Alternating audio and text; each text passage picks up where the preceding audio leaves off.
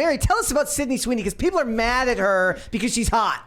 I mean, you said it right there, Brett. People are mad at Sydney Sweeney because she happens to be attractive, and that appeals to the male gaze. So she's not a good feminist. This was from a photo shoot that she did for a cover in Variety recently, the title of which is Sydney Sweeney Takes Control. The Euphoria star on feeling beat up by online rumors and proving people wrong in her producer era. She's in her producer era. It's all just as self-indulgent as you would expect. So look at this. Look at the USA Today page. I just noticed something. You can't say anyone is pretty, and like no Hollywood actress can be called pretty without someone mentioning Zendaya. Really? Think so? Look at the. I mean, I feel like anytime. Oh, I remember this now. Zendaya, it was like viral that Zendaya and Sydney Sweeney specifically were getting compared as to like who's mid, who's pretty, who's I mean, is that actually comparison hot. just the Euphoria connection? Yeah, just the fact that they're both in Euphoria. But I see a lot of memes like rolling around Twitter of like talking about pretty people and like Zendaya. Yeah. She does come up a lot for some reason. It's like if there's talk about pretty person, it's like, well, what about Zendaya? And it's like, Zendaya's pretty, yeah, but like just because Zendaya's pretty doesn't mean you can't talk about other pretty people without talking about Zendaya. And I don't get it. What is the point? Like there are ample pretty people. Why is Zendaya constantly? I mean, just because she's popular right now, I guess. I guess. I mean, that's why the mid discourse about Margot Robbie came up too. And then everyone said, Margot Robbie is Barbie because she's ugly enough to be non-threatening to the female audience. That's ridiculous. Meanwhile, I mean, women watch beauty pageants. Women watch the Victoria's Secret fashion reality show. TV. Women are into reality TV. There's no aversion for women to looking at other women who are There's beautiful. an aversion of feminists to But beauty. Sydney Sweeney, yes, she's attractive, but so is Margot Robbie. I don't understand why it has to be an either or situation. But anyway, here were these Instagram comments under the photo shoot claiming that the imagery of the shoot was overly sexualized and created for the male gaze. Let's watch the video. Good. Let's watch Because the we're video men. first Good. to show you what we mean by this. We're all Make men things here. for the male gaze. Do that. Here we go. Yes. Ladies and gentlemen, everybody thanks Sydney Sweeney. Oh, is there no audio on this one? Yeah, there is. No, it's not playing audio on this. Because you have it muted. No, I don't. I do not. Oh, okay. That's interesting. Is it? No, So I'm not the guy that's usually like, oh, smile to ladies. Like, usually, like, I just be like, okay, you know, I'm not that guy. But Sydney Here it Sweeney is. is much prettier when she smiles. Than Here when it she's is not with. smiling. Here it is with. Oh, that's gonna get us copyrighted. That's different Yeah. music than we heard in the other one. Well, Brett, you asked me to send you the one on Twitter instead But of there was. YouTube. But you said there was music on that one, and there's no music on that one. I don't know if it got muted or something like that. Is it Okay. me or does Sydney Sweeney actually look too young? I mean, she's think 24. she looks her age. I think she looks like a girl in her 20s. I feel like she looks like a teenager. But maybe that's why they cast her to play a teenager in Yeah. Euphoria. I She mean, looks like a teenager. Believable. I like her bunny teeth. I like her See, smile. I look at her and I think she's gonna look good when she grows up. That's what I look at her. I'm like, she's gonna look good when she's an adult. Well, here are some of the comments. Guys, if you're listening rather than watching, she's just wearing a bikini, sliding around on an ice cube, eating lollipops, eating ice cream, blah, blah, blah. Okay, Horny it's stuff. all that you can expect. Horny stuff, exactly. Yeah, there goes her chance to be taken seriously as an actress. Okay, bud. Another one said, it's not just the ice cream part that's sexual and objectifying her. It's a whole male gaze shoot. Was that a male that said that, or is that a female, you think? Probably a female. Another one said, whose idea was this photo shoot? It's tacky. Some women objectify themselves in a very sexual way and then complain about being taken seriously. Wait, what is the problem with this? But then whenever a female celebrity turns 60 now, they have to pose naked and say, I'm That is a taking thing, back my isn't it? power. Psychotic leftists. Yeah. And even, it's not like they don't look good for their age. It's just like, why is this obligatory for you at this stage in your career? Another one said, you couldn't find a picture of her with her clothes on? Do No. better, Variety. No, actually, they did perfectly fine. And, you know, I just find her weirdly likable. Sydney A lot of the Sweeney? stuff that she said in this interview, it's just like, I don't know. She just seems like less pretentious and full of herself compared to the rest of people in Hollywood, at least for the time being. She said, I always thought I'd have a kid by now. I always wanted to be a young mom. I love acting. I love the business. I love producing. But what's the point if I'm not getting to share it with a family? The time will come and I'll have 4 kids and they will come with me everywhere and be my best friends. It is oddly adorable, right? Yeah. In an industry that doesn't seem to push parenthood all that much. And signifying like that she came from actually humble beginnings and isn't just, framing herself that way. Like a lot of people say that they came from nothing or they came from humble beginnings or they grew up in suburbia and then you find out that, their dad was a heart surgeon or something.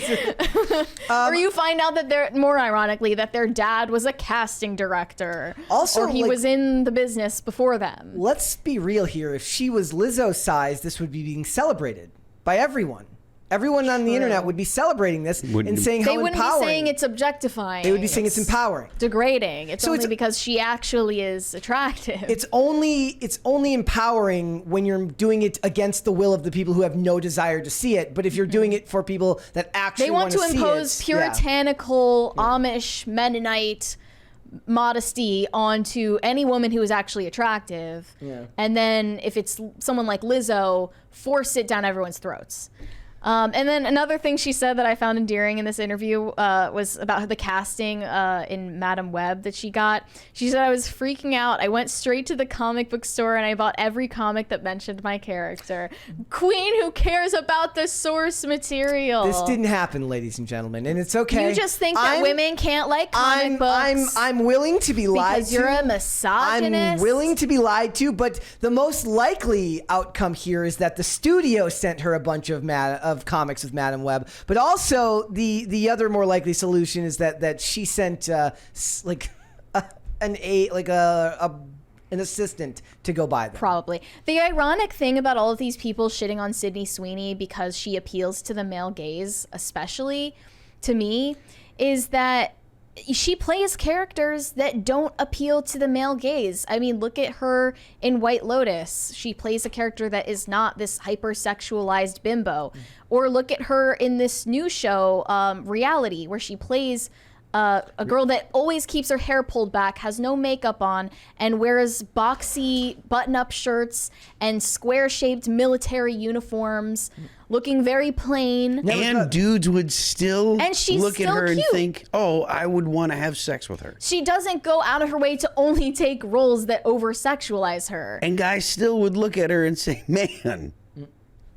No, they look at her and they say, look at those short eyelashes. I love it. Man, I love it. If it wasn't for the short eyelashes, I would knock her over. But with the short eyelashes, I was all about it until my eyes went up and up and up. It's like, It's just not good enough for them unless Sydney Sweeney decides to, gain 300 pounds and go the Lizzo route. She's like, my eyes are up here. He's like, yeah, your eyes are up here, but your eyelashes are so short. I'm not doing that.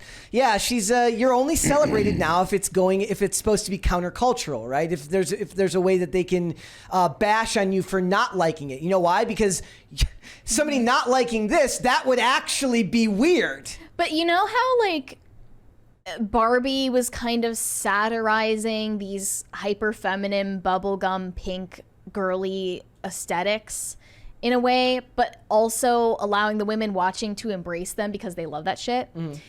It's sort of the same way that they did this photo shoot. She's wearing pink and she's wearing all these pastels and fluttering her eyelashes and sucking on a lollipop and stuff. Like, she's got this flowy hair, and it's in a way like something that you've seen before 1,000 times in probably the 90s or the 2000s, but it's attempting to satirize that imagery, but instead you're just fully leaning into it because that's just what people are magnetically attracted to. Why do you think the media hates traditionally beautiful women so much? Because the media is leftist and the left hates traditional beauty. I mean, what would they say if this were still a feminine looking photo shoot and she were wearing things that were more modest? It just wouldn't get any attention. Nobody would care. Maybe, but I mean, I think Evie magazine does a really good job of doing that. They don't, do hypersexualized photo shoots with any of their models. but they're still beautiful. Like, there is a healthy balance, which I understand. But I mean, I don't think that Sydney Sweeney has the moral discernment to understand when sexuality is supposed to be, you know, hidden and kept like tasteful and mysterious, because I mean, she did a literal gangbang scene on TV. Yep. Like, you can't undo that. You can't undo that. Yep. How graphic was once it? it's all, I mean, I haven't watched it myself, but people say that this whole show is very graphic.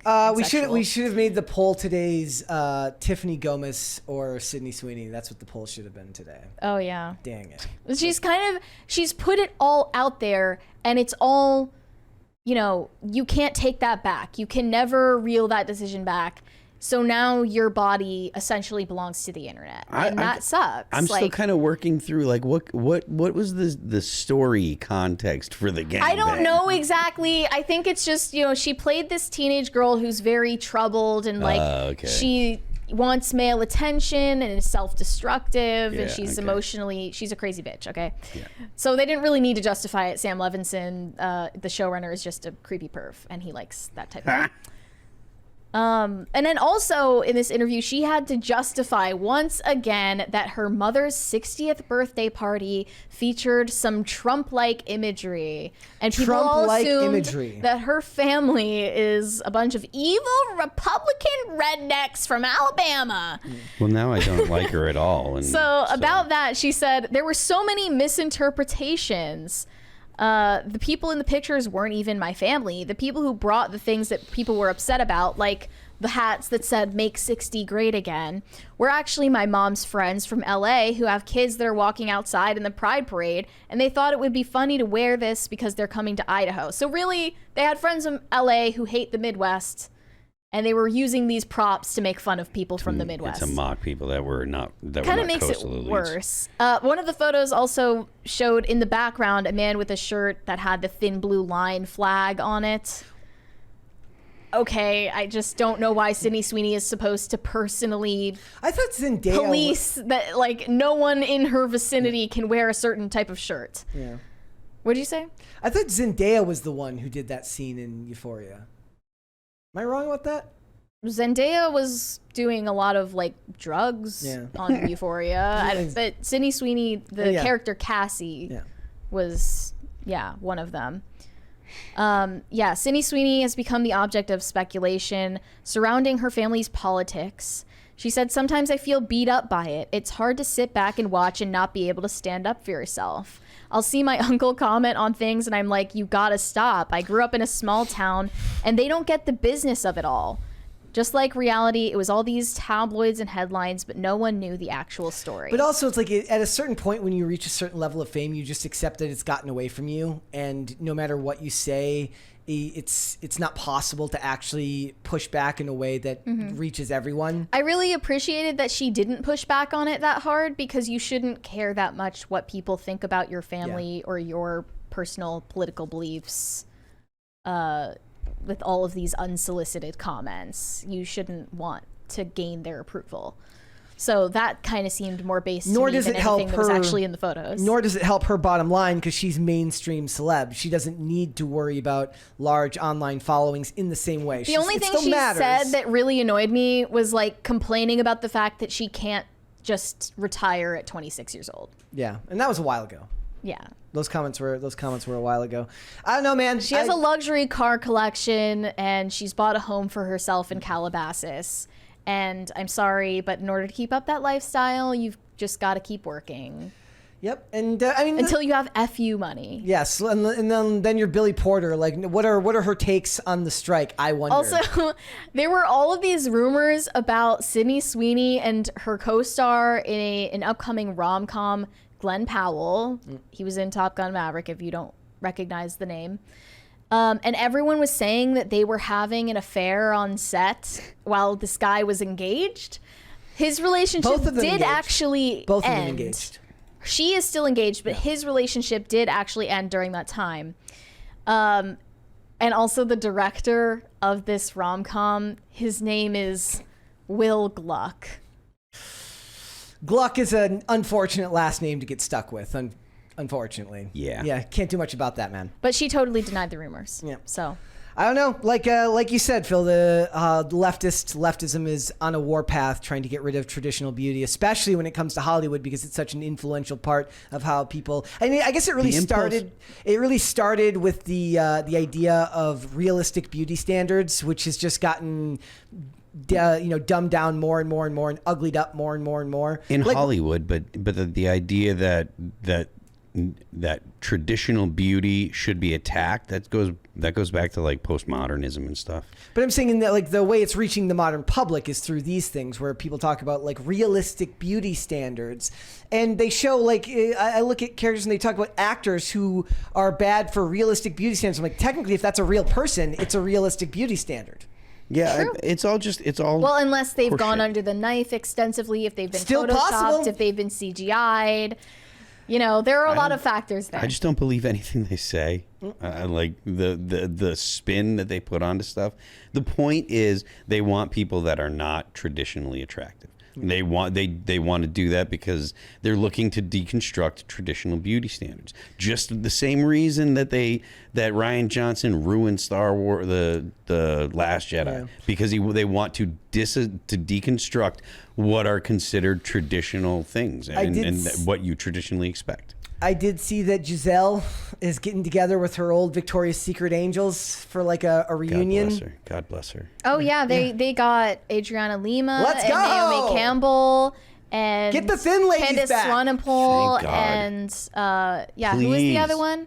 Please put Pretty Angels They back on the put them TV all screens. together in a reunion campaign called like You're an Icon. Yeah, and they're to like, bring back all of these hot supermodels. Yeah, and it's like 20. It's like stop 15 with years. the fatties. It's like 10, 15 years since they've been like the supermodels of the day, and they're still dramatically more beautiful than the literal charity cases they were putting up hobgoblins they've been putting forward. Yep. Ugh. Thanks for watching. Listen to full episodes of Pop Culture Crisis on Spotify. Keep up with us on social media and make sure you subscribe and ring that bell so you never miss the show. Bye, guys.